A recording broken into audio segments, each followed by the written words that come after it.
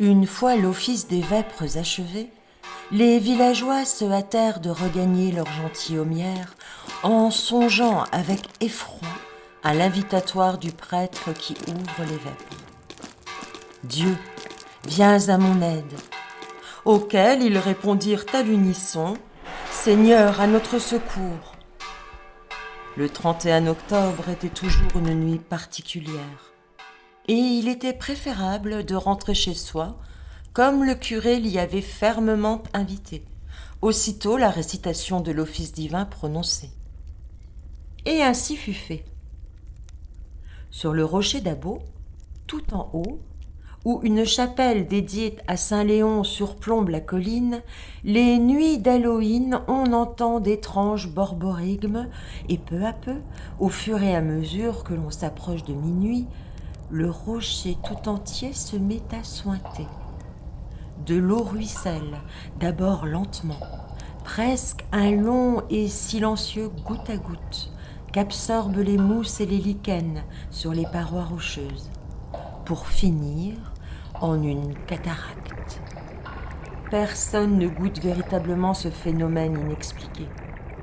Tous les villageois dorment ou prient.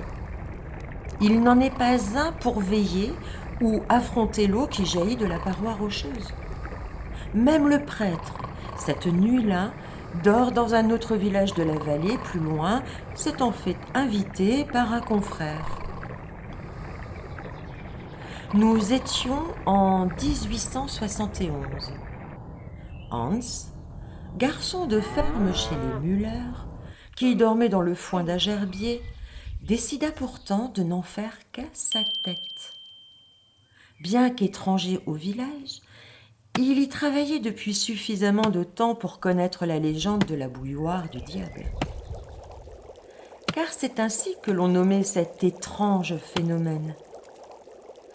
Quand l'eau, soudainement, apparaissait en de minces filets pour finir par descendre en de petites cataractes 700 mètres plus bas, elle s'accompagnait au fur et à mesure de sa descente de vapeurs. Là, curieusement, l'eau disparaissait dans une faille rocheuse pour ne jamais ressortir autrement que matérialisée par un immense nuage de vapeur. Elle descendait froide du pic rocheux et arrivait comme bouillante en bas. Les habitants ont longtemps cherché à récupérer cette eau pour leurs champs et leurs animaux, mais ils ne sont jamais parvenus à trouver la poche d'eau ni ses éventuelles résurgences. On eût dit que l'eau tombait d'un coup sur le sol, qu'il la buvait aussitôt d'un trait et la recrachait sous forme d'un jet de vapeur. Toutes sortes de bruits coururent alors. C'était un dragon qui sommeillait là, le graouli. C'était le chaudron des sorcières qui se retrouvait ici à partager un infâme brouet pour la Hexénate, la nuit des sorcières justement. Certains invoquaient les gnomes et les farfadets, les Druckmänner, nombreux en cette contrée de la Moselle Est, mais très vite s'imposa l'hypothèse que c'était la bouilloire du diable, car une odeur méphistophélique, comme des œufs pourris, accompagnait toujours le phénomène.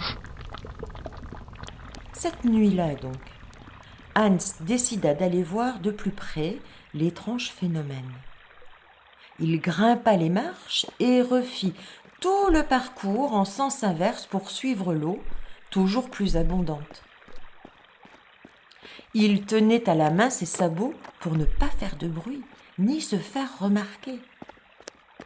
Arrivé en bas, il aperçut la faille qui lui sembla plus large qu'à l'accoutumée. Et elle l'était. Elle semblait l'inviter à entrer. Bien qu'étonné de voir le sol modifié de la sorte, Hans, fort curieux, se coula dans la faille rocheuse. Aussitôt, celle-ci se referma sur lui, mais recracha un sabot sur la roche. Et l'on n'entendit plus jamais parler de lui. Les fermiers qui l'employaient le crurent reparti chez lui. Puis on trouva son sabot gauche et l'on se confondit en conjectures. Il s'était sauvé et dans sa précipitation avait abandonné celui-ci. Il avait cherché à voler l'eau chaude du malin. Le prince noir et sa troupe de bandits l'avaient enlevé. Était-ce un coup de la soldatesque prussienne? Dans le doute, chaque nuit du 31 octobre, on met dorénavant sur tous les perrons un sabot droit pour s'accorder les bonnes grâces du palefrenier. Si jamais Hans revenait en compagnie du diable ou non,